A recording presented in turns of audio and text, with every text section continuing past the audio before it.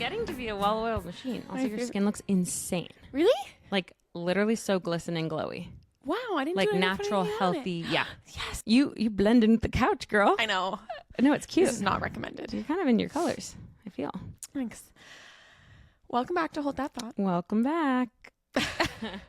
We're trying a new format with this episode, which is that we're putting the catching up, goofing off part at the end. Because we want to get right into the stuff in case you don't care about our social lives. Yeah.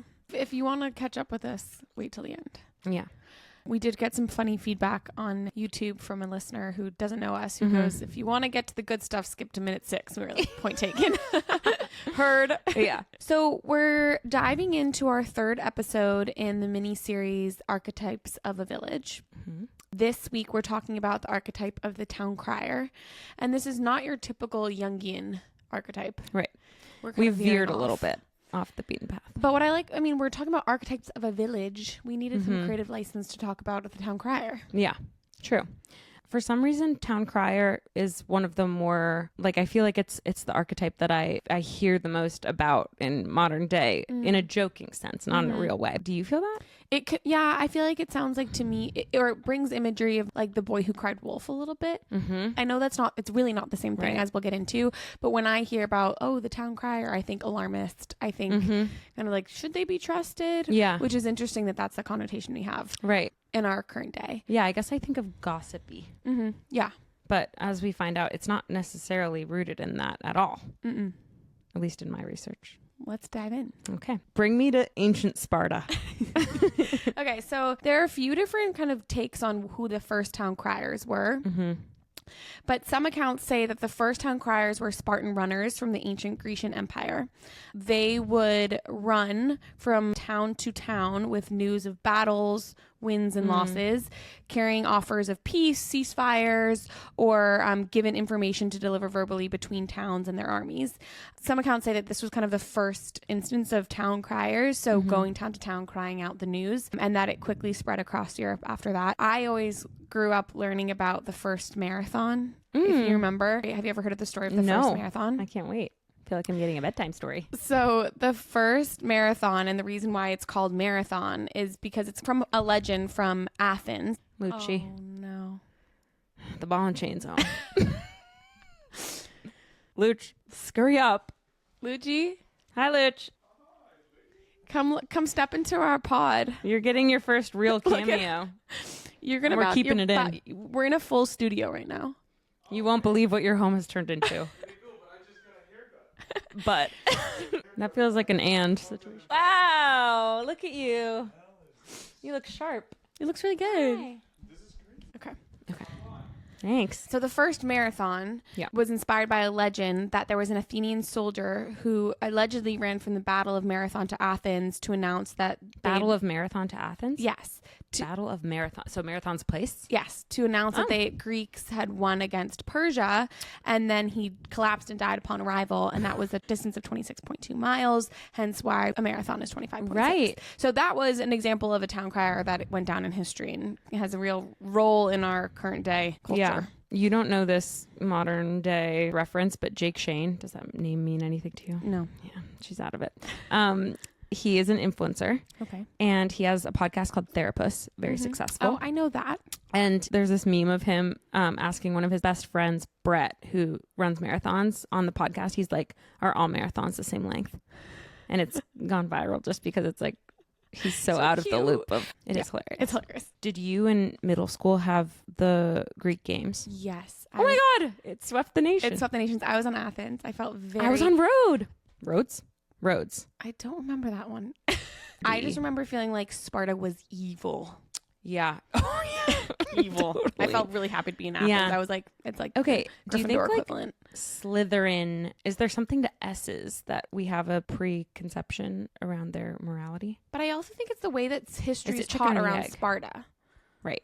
Like they're ruthless warriors. And they were for Sparta. I think in history they're taught really as this like militant society. Yeah. Like they were more focused on military success. So I think that's probably why in our heads maybe it went in that way. Okay. But I agree the S is I don't remember anything about Rhodes, but I do remember I had to miss I don't remember why, but I missed the day that we had the games, and it was really sad. We all made Miss Sullivan's class. That's really sad. We all wore pillowcases that we decorated in color. Yeah. Togas? Tied. Yeah, togas, but pillowcases. It's like, wow, that is niche. So fun to be a kid. So fun. Okay, so that was the origin of the first town crier. Talk to me a little bit more about the history as we accelerate into the medieval times. It's helpful to remember that this is all happening before the era of, I mean, it feels obvious, but before the era of radio, television, let alone internet. And so literacy rates were also low. And so the town crier was a figure who could communicate news to the whole community. And you didn't have to know how to read to understand it. Which brings me back to our USPS episode a little bit. Yes. Where we talked about how USPS was kind of, to build a democracy, you needed to have an informed electorate. So at first, if you didn't have a very literate society, to create an informed electorate, you had to rely on the spoken word. Right. But interestingly, it then calls into question, because at times town criers were employed by the government. If the only news you're getting is from that government official or like delegate, then it's very skewed, the opinion that you have as a democratic body. Totally. In the medieval period, they would blow a horn to get people's attention, which is notable because apparently most times people think of town criers, they think of ringing the bell. Oh yeah, me too. I was seeing lots of bells. Yeah. All right. Well, they had both at their disposal. Yes. And I was seeing that they would yell out, "Oyez, oyez." Oyez, which translates in French to listen, oír. And in Spanish, you'd say oye. Yeah. It's like, hark. It's hark. Hear ye, hear ye. Yeah, which is what I always thought. I always thought they were going to say, hear ye, hear ye. Yeah. Well, I think sometimes they did. Okay. Depending on their mood. Clearly, we have all of these cultural ideas or speculations. The town crier went into our psyche. Yeah. At some point in understanding history. I'd love to know if that was like related to Disney or something in any way. Like, how do we all know about it? I also think it's how American history is taught. Yeah. Paul Revere was a town crier. In a way. The British are coming. He just yelled. Yeah. Town yeller. He yelled and he was on a horse. Yeah.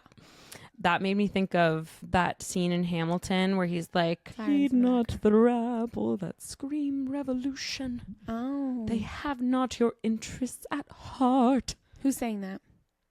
Burr? Sir? No, it's a guy. It's in the song Farmer Refuted. Okay. You're losing me. That's okay. Anyway, no, but I love that. He was not a town crier. I think he was a bishop. Oh, but he's claiming that the town criers are... No, he just does the thing they do, which is yell in public. Oh. Got it. Yelling in public was kind of like the only way to share information is what we're getting at. True. Or a letter. In the 15th century in Europe, town criers were typically retired military personnel who could read and write. Which makes sense if you think about what we just said about the first town criers being part of the ancient Greek army. They had the fitness and they had the literacy. Yes. It makes sense that there's a tradition of having it be military people. Totally. They reported to local monarchs and would then spread that info that they received from the monarch among the subjects. During the same period, they also announced ships that were coming in and what freight they were carrying. So funny. Everyone get down to the docks. Big red one coming into the bay. I mean, this is when I wish we had done our cargo ship episode. We've gotten many thanks that I did not allow that to happen. Did you see that they not only were announcing news, but they often were patrolling the streets after dark? Yes, and I have a really fun anecdote about that. They also collected taxes, which is funny. They really gave them a lot of roles. This is where the phrase "don't shoot the messenger" comes from. Because in Europe, if you did any harm to a town crier, you were put to death because they were a representative of the monarchy. And you can see why, if they're standing there telling news and levying taxes, that the mouthpiece of the monarchs, you might be getting some hatred from people. Yeah. Heavy as the head. Heavy as the head. That wears the town crier's hat. At the end of a town crier's speech, it was customary to say, "God save the king," or "God save the queen," depending on which monarchy you were in. Having read out his message, the town crier would then attach it to the doorpost of the local inn, so posting a notice. And that's why a lot of newspapers were then called the Post. Like the Daily Post. That was interesting. Their original role was to patrol the streets after dark, acting as peacekeepers, arresting miscreants, and taking them to the stocks for punishment and posting their crimes to show why they were there. Also, his job was to make sure fires were damped down for the night after the curfew bell, which, did I send you that amazing video, probably 10 minutes long, on TikTok last week about first sleep and second sleep? No. Our ancestors. Honestly, No. we should do a whole series on this. I'll link it for the show notes. But in that, they talked about the creation of the idea curfew, which is French for couvre-feu, which means cover fire. It was believed that nefarious actors were the only ones out in the dark at night. Yeah. That was all, at least in this video, contextualized around how before we had electricity, most humans had a first sleep. So they'd go to bed around sunset. And then there would be a waking period of 2 to 4 hours in the middle of the night. And then there would be a second sleep. And during that waking period, they would have really creative time, or they'd just be sitting up in the dark. But you weren't meant to be out and about. But it was just your body's natural rhythm was to wake up in the middle of the night. Yeah. And there have been studies. Because you were also going to bed so early because there was no electricity. So you were just like going to bed when the sun came down. Yeah. Yeah. But there have been studies where researchers will take a group of people into a remote location and have their bodies reset to that clock so they don't have any artificial light. Yeah. And they do the same thing without any prompting. The participants would start to have 2 sleeps. Oh, wow. And wake up in those hours and putter. It's so funny because nowadays we hear like no good thinking happens in the middle of the night, like all this stuff. But it's probably because we're like in the confines of trying to be asleep and not having to sleep. That's true. I sent that video to my mom and she was like, I've been doing this for years, because she's sending me stuff at like 4 a.m. Really? Yeah. That's funny. Hers is maybe more disordered, but she thinks it's a returning to the self. I also saw that it was often the town crier's role to go to public hangings. Yes. And read out the crime. Yeah. And cut the hanged person down. So they had, to your point, sucked. all the gruesome jobs. Yeah. And they were kind of narcs. But all in all, because they were given the power of the monarch or the court across all their duties, really, they had this air of authority around them. Yeah. And they were being paid for each proclamation they made by the courts. Handpicked, I assume. It kind of raises thoughts around how biased these town criers were. I was really more thinking about it in the context of how much we talk about news sources these days and talk about biases more in the political spectrum. And we come from a long line of biased news tellers. Yeah. Is basically That's what a good it point. has to say. A really exemplary story of the biases of town criers and just really the way news was shared. When we're talking about the heyday of town criers in the Holy Roman Empire, there were these 2 aristocratic groups in medieval Italy, the Guelphs and the Ghibellines. Sounds fake, I know, but they're real. They were 2 aristocratic groups that had very different ideas around who could grant authority in the church to bishops and abbots. Okay. The Guelphs tended to come from wealthy mercantile families, and they believed that only the Pope had authority to appoint bishops and abbots. Okay. While the Ghibellines were primarily aristocrats that had gained their wealth through agriculture and estate, and they believed that the Roman Empire had the secular right to make those appointments. Okay. This started technically in the mid-1200s, so 13th century, but really escalated. And for like 200 years, medieval Italy was dominated by this dynamic of politics of these 2 warring factions. And it became so much larger than itself. Cities started to just choose allegiances to the Ghibellines or the Guelphs, based on whether their neighboring city was or was not, as a way of competing for resources. Yeah. It became generational, hyper intense, and hyper local, with factions across the entire peninsula. Even within cities, party allegiances differed from guild to guild, district to district. Like, you could walk across the city. These are some of the historical accounts, and you might see a completely different version of a recent battle or a pope's decree or a political event in one area of the city than the other. Whoa. And it wasn't uncommon to have town criers manipulated by which of the aristocratic powers or groups were controlling that part of the city. Yeah. An example of this, which I thought was really interesting and funny, this kind of dovetails a little bit into propaganda, but I think if we're thinking about these town criers as instruments of the ruler who is paying them, it by nature falls a little bit under propaganda. Totally. Or very much so.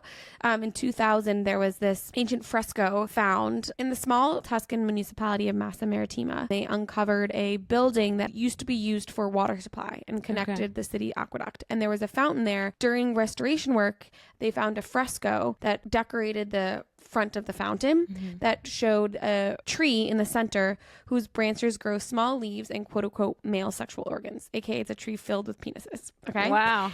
And someone have their bachelorette party there. Guelphs gone wild. There's a few different interpretations about what this possibly could have been meant for. A few academics really believe that the fresco was created by the Guelph government as a warning to the town, this particular town in Tuscany that at the time was more leaning towards the Guelph allegiance. Yeah. And it was a warning to say that if they reverted back to the Ghibelline rule, sterility and famine would come. What do the penises have to do with that? In this time's kind of lore, there was a story of a ceremony performed by witches wherein men would be emasculated, so their penises cut off, and then their penises would be placed into birds' nests. And this is all to say that this sort of tree could have been interpreted and used to show witchcraft, violence. A threat. Exactly. Obviously, this is a little bit away from Town Crier, but it is to show that there was propaganda that was used in these really interesting ways at hyper-local levels that were impacting both the Town Crier dynamic and also the allegiances people were creating. Wow.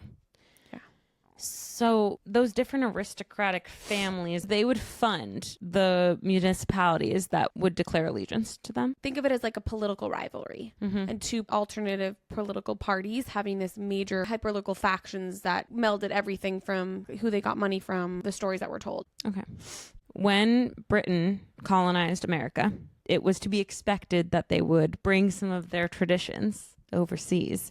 One of those traditions was the role of the town crier. This person would announce news in the colonies because people, again, didn't have access to newspapers before the early 19th century for the most part. And this was the best way to communicate due to low literacy rates. 2 town criers were typically chosen, but in larger cities like Boston, ding, ding, ding, Ding, ding, ding. as many as 5 could be selected. In some cases, town criers also held the office of scavenger, an early version of a sanitation worker who disposed of waste and animal carcasses in public spaces. Again, all the What work. a job. Or hogreeve.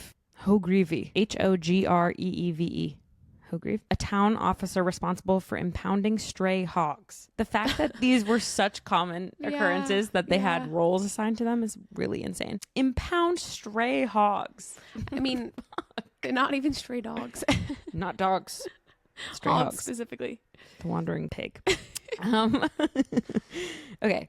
They could also function as the town's lost and found department. In Boston, the crier was required to keep a list of lost and found items that he had announced. This role also included helping lost children reunite with their family.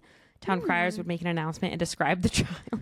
Awesome. Which reminds me of when I was probably like 10, I was at Barnes & Noble with my mom, and she was in the magazine section, which she loved. And I was reading Tiger Beat or something. And she's like, okay, Beck, I'm going to go a few aisles over. I'll be over there, okay?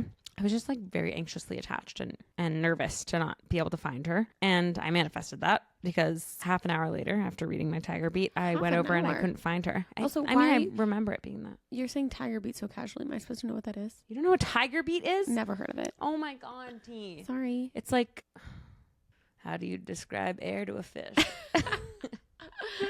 It's like Teen Vogue or like, but tackier. I was more of a Highlights girl. What's that? Highlights was another magazine for kids. Oh, and see, I don't know like that. So it's just microculture. Yeah. I then was distressed, and this woman saw me crying, and she was like, come here, honey, I'll bring you to the front desk. And over the intercom, they said, Jean Jarvis, your daughter is at the front desk. She has lost you. Oh. And she was like, I was literally 2 miles over. That's so funny. She must have been so annoyed because Yeah, they she must have was been annoyed. like, you lost your kid. Yeah. So you've participated in the town crier system. I have. You've made use of it. Indeed. Okay, so Colonial America, we have our town criers making a lot of things work in the colonies. Yes. Lost hogs, lost kids. Lost hogs, lost kids, disposing of waste and animal carcasses. Nice. And they were typically stationed in places with high foot traffic, like town squares or markets. Mm-hmm. They were like a broadcasting system. Yeah. Before there was The internet. really... Or TV. Yeah, before internet, TV. Before newspapers. Before newspapers, right. When newspapers were... Distribution and before, systems. And before the literacy rate was where most people could take advantage of getting their news through the newspapers. Interesting. The idea that you have to consume your news through this narc of a man yelling at the top of his lungs. I know. Fact checking couldn't really be as much of a thing. If most of your population couldn't read, you were just trusting that the town crier was giving you true news. Right. Credible info. So fake news was probably rampant. I think we've touched on this throughout, but God, I hate to say the same sentence again, but we come from a long line of biased, rumor-fueled news people that were predicated on the machine of the town crier. Can't fault the town crier. Right. It was the machine that they were built into, and how they were paid was to propagate the news that those in power wanted you to have. But it was a question I kept coming back to. What are the town criers of the 21st century? And how is the news today following similar themes that we can trace back to those early ways in which humans got their news? When I think about the biases that were inherent in the machine of the town crier, I think of the conversation today around our current news outlets, whether that's print, newspaper, video, or whatever, television, and how politically biased most of our large news outlets are.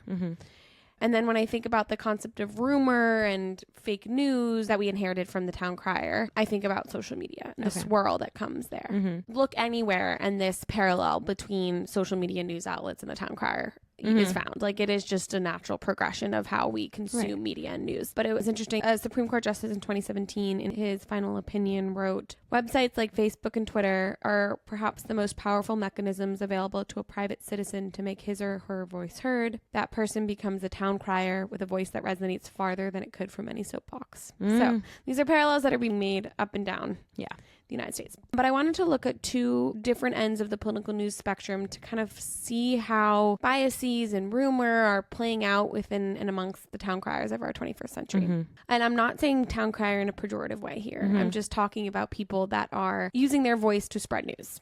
And so I took a look at the Rachel Maddow show, which is on MSNBC, a liberal political commentary show. And Sean Hannity of the show Hannity at Fox News, is a highly conservative right-wing political commentary show. I tried to strip out as much of my own bias and the fact that I've never watched the Hannity show in my life, but I wanted to see how they're talking and reporting on the same event, but in very different ways.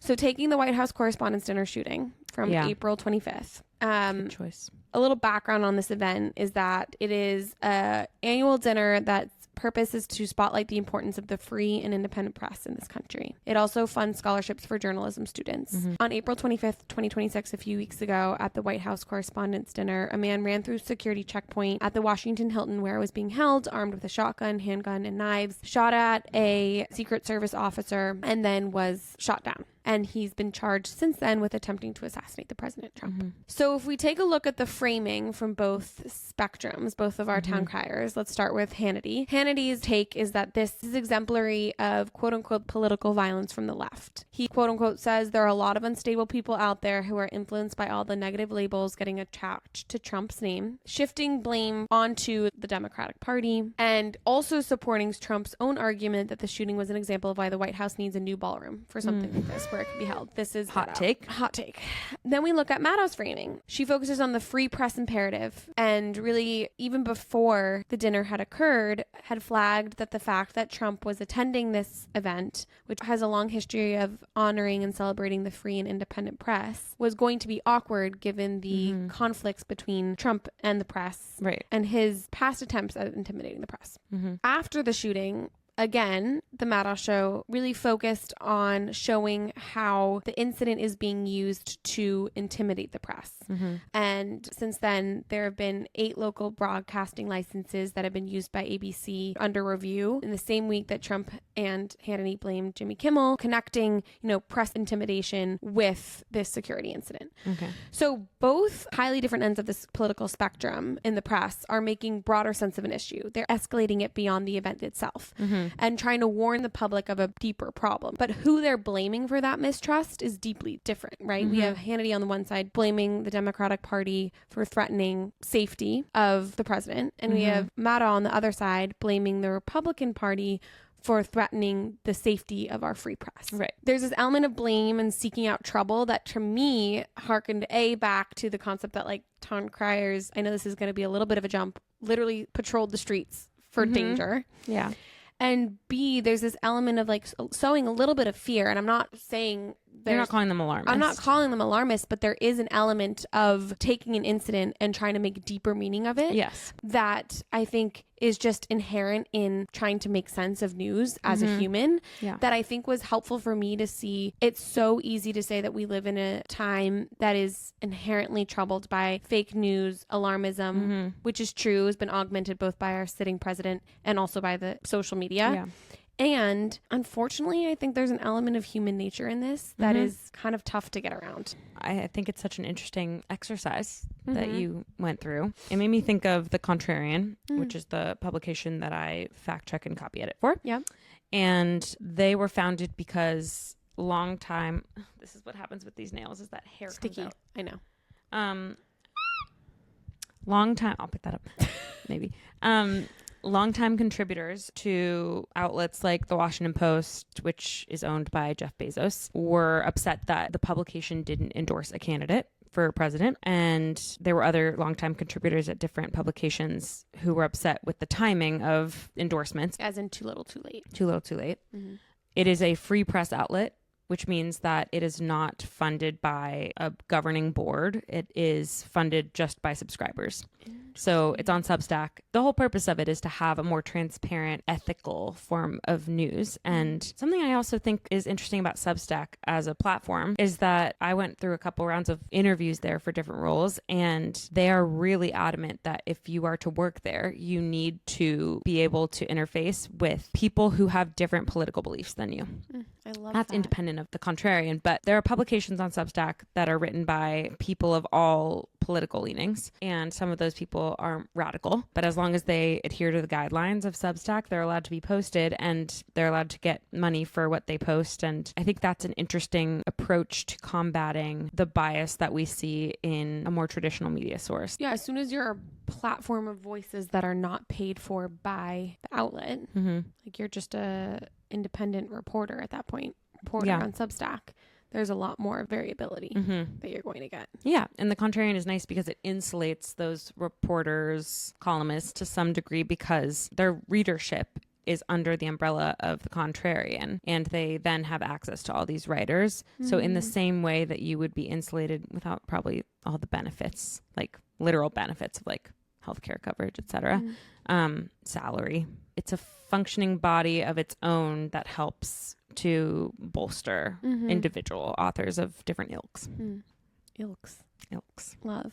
And obviously you work in the fact-checking element of this. Fact-checking is crucial to combating fake news and rumor spreading. Do you ever, when you're in the process of fact-checking, see something and then the resource itself is inherently biased? There's an element of bias in everything because we're humans and we are biased towards our own perspective when we take something in. Yeah. Numbers are obviously can be fact, but also it depends on, like, statistics is inherently biased depending on your pool, like things like that. So how and when have you come up against that when you're fact-checking? It's rare. I mean, these are long-time writers. Like, they've been in the biz at a New York Times, at a Washington Post. Reputational harm and the issue of libel is still a concern at a publication like The Contrarian. Yeah. Libel being when something is legally indefensible that you publish, and then you could receive a lawsuit as a result, or like something like defamation. A place like the New York Times that's a legacy brand has a whole department devoted to that. Right. They have to. And thank God. I'd feel very suspicious. And they if have didn't. stakeholders. I'm not going to go read my news at a place that doesn't have a fact-checking department. Right. Any bozo publishing. All that's to say, these people are seasoned pros. So when it has gotten to the point, when it gets to my desk, it's actually gone through a couple of rounds already of edits and some fact checking. To be in news, you get comfortable with the fact that there are ways to describe something or say something as fact and put qualifiers on it. Like, yes, totally. That still counts as it fact. can be you can be political in your phrasing of things in a way that like is defensible. Yeah. Or you can substantiate. Yep. Interesting. I don't have many fun examples because people are pretty good at their totally writing. fine. But I also just think the fact that we have social media now, this is not a hot take. This is quite obvious. No one's fact checking that. After the Correspondents Dinner on April 25th, there were tons of rumors swirling around, even like from reputable sources. Like CNN's reporter Caitlin Collins posted on X that a Secret Service agent was dead. but that wasn't true. There was a conversation on Fox News. And again, this isn't even just on social media. Like, this was on air. There was an on-air conversation with a source who was citing that the shooting was staged. Yeah. The post shows a clip of an interview with a Fox News reporter, Hazney, who called into the network after the shooting. She was sitting next to someone at the dinner, and he was saying, "You need to be very safe," he said to her. And then Hazney called in to tell that to the network, and then the network abruptly ended the call.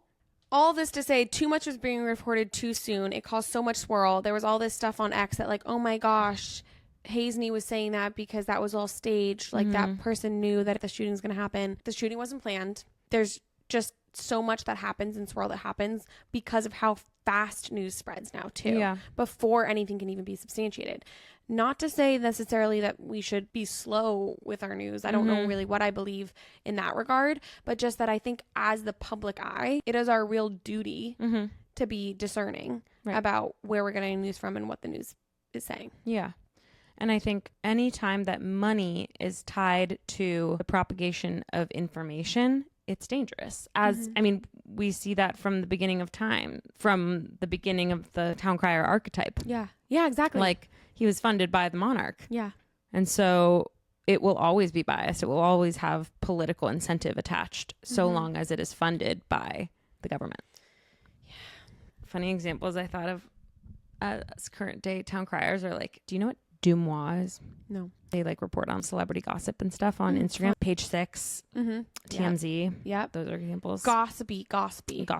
Salacious. Yeah. Yeah. Which is when I think of Town Crier, that's what I initially thought of, like Boy Who Cried Wolf, like rumors, all this stuff. But no, that's really like, they were the news. The Nextdoor app. Oh my God. Kind of Town Crier. Total Town Crier, neighborhood crier. Yeah. Not maybe so related, but the kid who does the morning announcements at school. But those are scripted.